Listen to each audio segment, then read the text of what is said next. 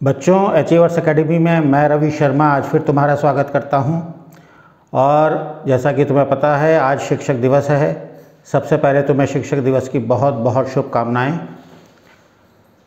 तुम्हें ये तो पता ही होगा कि 5 सितंबर को हर वर्ष शिक्षक दिवस मनाया जाता है और ये शिक्षक दिवस डॉक्टर सर्वपल्ली राधाकृष्णन, जो कि हमारे देश के पहले उपराष्ट्रपति और दूसरे राष्ट्रपति हुए हैं, उनके जन्मदिन पर मनाया जाता है शिक्षकों को सम्मान प्रदान करने के लिए। इसके अलावा पूरे विश्व में भी शिक्षक दिवस मनाया जाता है और उसके बारे में शायद तुम्हें जानकारी नहीं होगी। विश्व शिक्षक दिवस यूनेस्को ने, United Nations Educational and Scientific Cultural Organization ने शुरू किया था 1994 में, लेकिन वो 5 अक्टूबर को मनाया जाता है। तो आज शिक्षक के दिवस के अवसर पर मैं तुम्हें अपनी स्वरचित कहानी सुनाने जा रहा हूँ। इस कहानी का शीर्षक है शिक्षा की अलख। अलख मतलब लौ, शिक्षा की लौ जगाना। इस कहानी की जो मुख्य पात्र है वो एक युवती है, रागिनी। और रागिनी ने जब MA B.Ed कर लिया तो उसकी नियुक्ति एक दूरस्थ गांव में, रिमोट एरिया में, रिमोट विलेज में हुई। और ये गांव बहुत पिछड़ा हुआ था। यहाँ का जो पेशा था मुख्य यहाँ के लोगों का, वो खेतीबाड़ी और गौ पालन था। यहाँ के लोगों में शिक्षा के प्रति बिल्कुल जागृति नहीं थी। शिक्षा की लौ यहाँ बिल्कुल नहीं दैदीप्यमान हो पाई थी, तो इसे पिछड़ा गांव भी कहते थे। इसके बाद जब रागिनी की यहाँ पर नियुक्ति हुई तो रागिनी जब वहाँ पहुँची तो उसने देखा कि वहाँ पर केवल एक प्राइमरी स्कूल है, उसी में उसकी नियुक्ति हुई थी। और ये जो प्राइमरी स्कूल है, इसके जो हेडमास्टर थे, शर्मा जी थे, वही इसके हेडमास्टर, वही इसके शिक्षक, वही सब कुछ थे। और इसमें, इस स्कूल में, इस प्राइमरी स्कूल में बच्चों की उपस्थिति शून्य थी। लेकिन हेडमास्टर साहब अपने रजिस्टर में 10-12 बच्चों का नाम अंकित रखते थे, जिससे कि उनकी रोजी रोटी चलती रहे। रागिनी जब स्कूल पहुंची तो उसने देखा कि यहाँ तो एक भी बच्चा नहीं है। फिर भी उसने सोचा कि प्रयास करके यहाँ बच्चों को स्कूल लाया जाएगा। तो उसने हेडमास्टर साहब से कहा कि सर, चूँकि यहाँ पर रोज़ रोज़ शहर से आना जाना संभव नहीं हो पाएगा, तो अगर मेरे लिए यहीं एक कमरे की व्यवस्था हो जाए तो बहुत अच्छा है। हेडमास्टर साहब के एक परिचित थे, उन्होंने स्कूल के पास ही वो रहते थे, तो उन्होंने उससे बात की तो वो अपना एक कमरा देने को राज़ी हो गए। रागिनी उस कमरे में पहुंची। जब रागिनी वहां पहुंची तो उसने देखा कि यहाँ तो उस कमरे के साथ तो शौचालय था ही नहीं। वो फिर हेडमास्टर साहब के पास गई। उसने कहा, हेडमास्टर साहब, यहाँ पर तो शौचालय ही नहीं है कमरे में, तो मैं कैसे रहूँगी? तो हेडमास्टर साहब ने बड़े सहज भाव से जवाब दिया, स्कूल शहर की, गांव की सारी महिलाएं बड़े सवेरे खेतों में जाती हैं, तुम भी चली जाना। अब ये बात तो रागिनी को बहुत नागवार गुजरी। उसको लगा कि ये तो महिलाओं के साथ बहुत बड़ी, उनकी अस्मिता पर बहुत बड़ी चोट है, महिलाओं का बहुत बड़ा अपमान है। उसने हेडमास्टर साहब से कहा, देखिए ऐसा है, ये तो कदापि संभव नहीं है कि खेतों में शौच आदि के लिए जाया जाए। आप मेरे लिए व्यवस्था कराइए, या तो अदरवाइज़ मैं जा रही हूँ शहर, वहाँ जाके शिक्षा अधिकारी से शिकायत करूँगी, तो हो सकता है स्कूल की मान्यता भी समाप्त हो जाए। अब हेडमास्टर साहब क्या करते? उन्होंने मकान मालिक से फिर अनुरोध किया कि भाई इसमें एक शौचालय बनाओ, कुछ पैसे मैं भी दे दूँगा।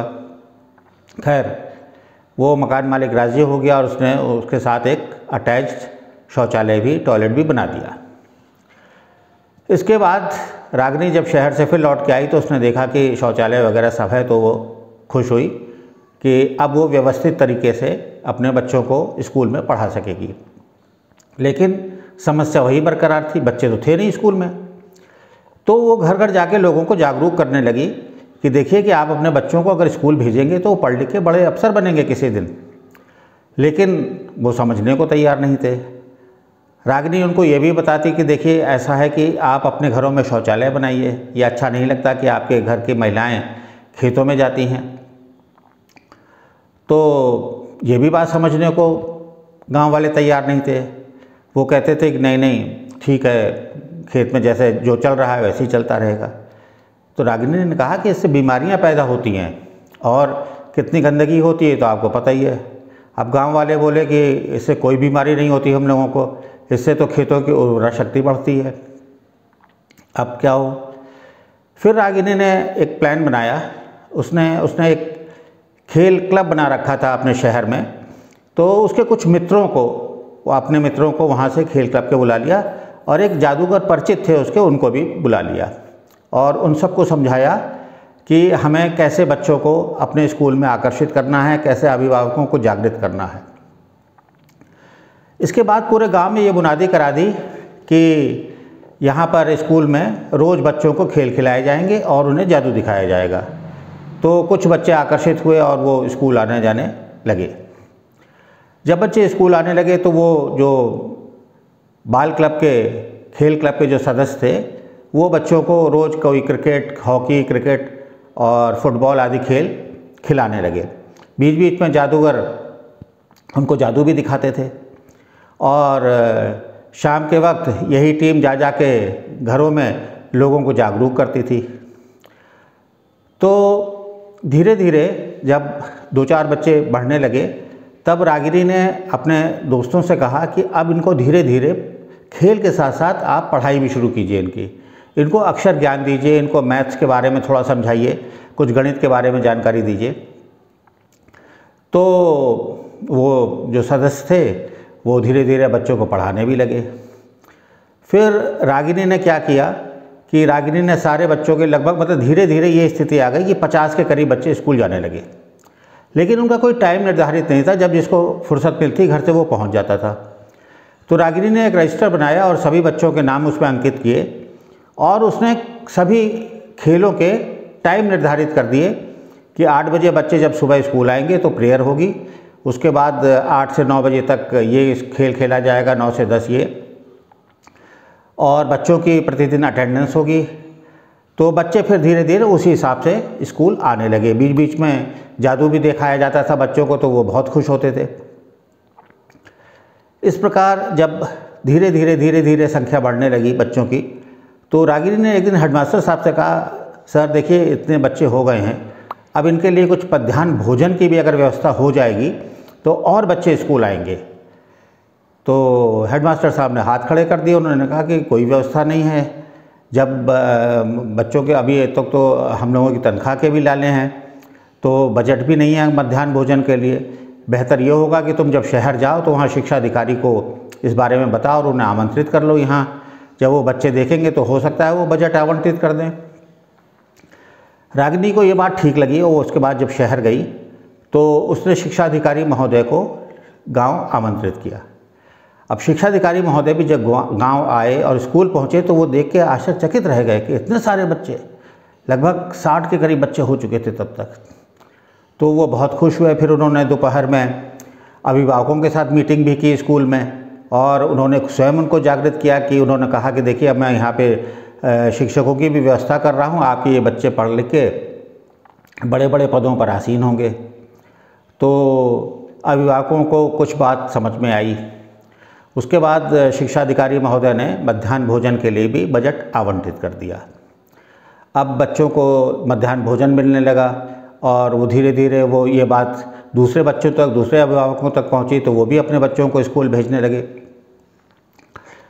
इसके बाद कुछ समय बाद फिर शिक्षा अधिकारी महोदय दौरे पे स्कूल पहुंचे, तो अब तक वो संख्या, बच्चों की संख्या लगभग 100 तक पहुंच चुकी थी। तो वो और खुश हुए और उन्होंने जो खेल क्लब के सदस्य जो बच्चों को अभी तक खेल खिला रहे थे, कुछ पढ़ा भी रहे थे, तो उनकी योग्यता के अनुसार ही उनको नियुक्ति भी दे दी। किसी को हिंदी का शिक्षक, किसी को अंग्रेज़ी का शिक्षक, किसी को गणित का शिक्षक, और इस रूप में उन सबको शिक्षा मित्र के रूप में वहाँ पर नियुक्त कर दिया। शिक्षा मित्र शिक्षक से पहले की सीढ़ी है। शिक्षक बनने से पहले कुछ समय के लिए जैसे ट्रेनिंग होती है, अप्रेंटिस होती है, उसी प्रकार से शिक्षा मित्र के रूप में नियुक्ति होती है। तो उसके बाद धीरे धीरे फिर वो लोग जब नियमित हो गए, सारे शिक्षा मित्र हो गए, तो वो उन बच्चों को और लगन से पढ़ाने लगे। और इसके बाद एक दिन वो भी आया जब रागिनी का प्रमोशन हो गया, वो फुल फ्लेजेड शिक्षक बन गई। और गांव वालों के वो लोग लगातार जागरूक कर ही रहते कि आप साफ़ सफाई रखिए, अपने घरों में शौचालय बनाइए। तो तमाम गांव वालों ने अपने घरों में शौचालय बनाने शुरू कर दिए ताकि उनके परिवार की महिलाओं को बाहर ना जाना पड़े। और इस प्रकार जो है रागिनी ने उस गांव में शिक्षा की अलख जगा दी। बच्चों, तुम्हें ये कहानी पसंद आई होगी और इस कहानी को तुम अपने अन्य मित्रों के साथ शेयर करना, सब्सक्राइब करना और धन्यवाद।